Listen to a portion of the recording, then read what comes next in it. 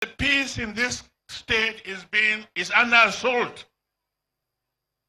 There's an attempt at ethnic cleansing in this state and, of course, in all the riverine state of Nigeria. We must resist it. We must stop it. Every one of us must rise up. The armed forces are not neutral. They collude. They collude. They collude with the armed bandits. They kill people, kill Nigerians. They facilitate their movements. They cover them.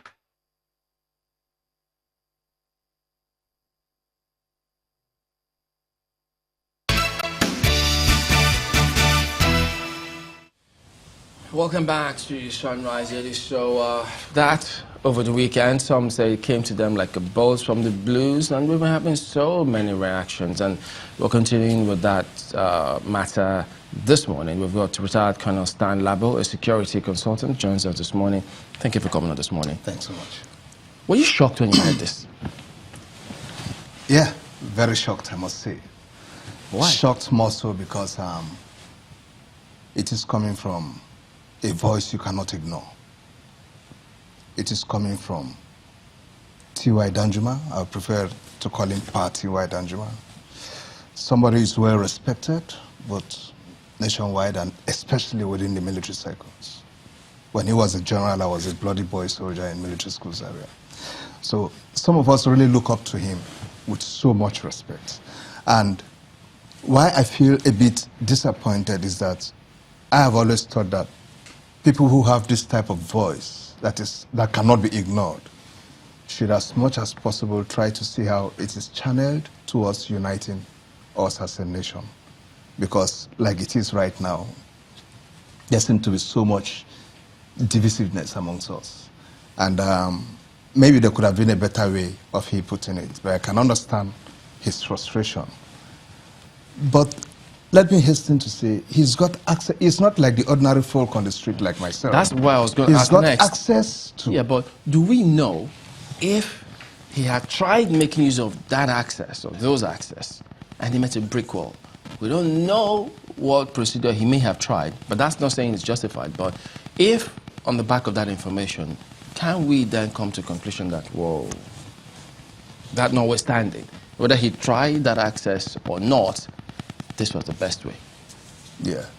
And to worsen matters, not until very recently, I would say the actions or inactions of those in government have tended to give this impression of some complicity in the entire thing, you know.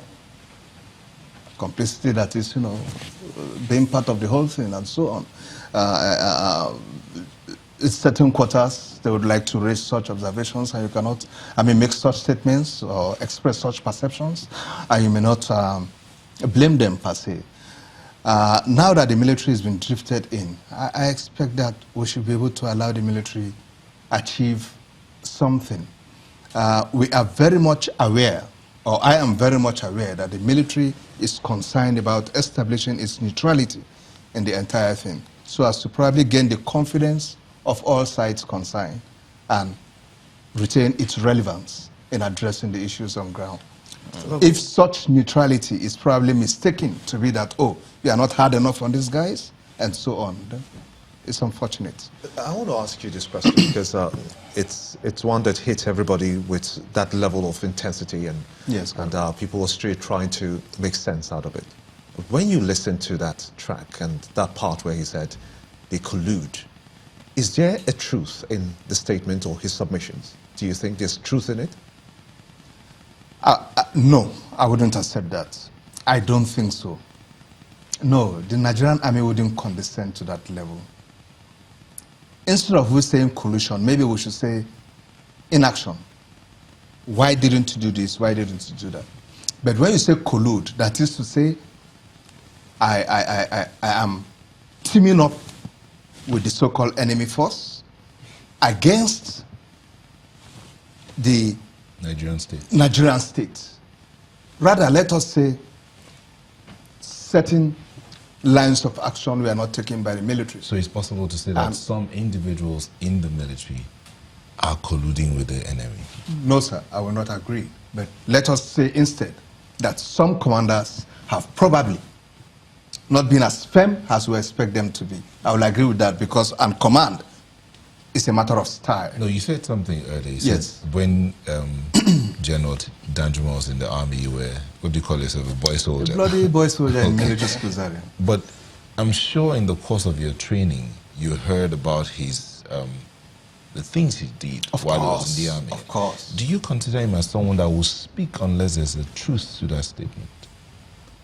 There is something I want us to understand. At the level where General Danjuma is now, I want us to consider the level of pressure that will be on him from his people. Expecting that if we have somebody of your stature there, you should be able to speak to the authorities. Okay? Because the only difference probably between you and General Buhari is the fact that he is the president and commander-in-chief. Otherwise, you are at par. You should be able to say, what is happening, my brother? Such pressure can make a man make some of the sort of statements you see him A man making. of his stature? Of his stature. Who's been longer serving in Yes, sir. chief Or of else army what staff? excuse can I He's give been- for this sort of comments?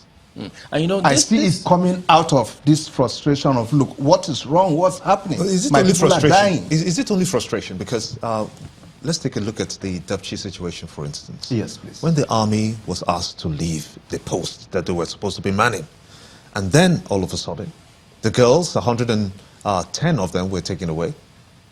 And then when they are being brought back, the army still stops the press from, coming in to see how that process was coming through. Wouldn't it suggest to anybody listening or watching this whole scenario play out that the army has questions to answer to why did you have to leave? Who commanded you to leave? Who was the commander at that time? Who answers to the movement of the army? Because he said that they aid their movement. That's an intelligence angle to it.